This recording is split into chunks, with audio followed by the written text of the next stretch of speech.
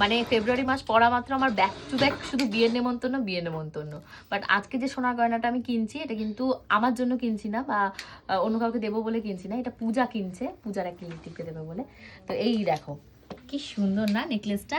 এগুলো কিন্তু ভীষণই মানে রিজনেবল প্রাইসের ভেতর পাওয়া গেছে। কত প্রাইসে পেয়েছি আমি বলছি না দামটা, তার সাথে আমার যা বাজেট ছিল, মানে পূজার যা বাজেট ছিল, সেই বাজেটের ভেতর দেখো কত জিনিস বের করে দিয়েছে।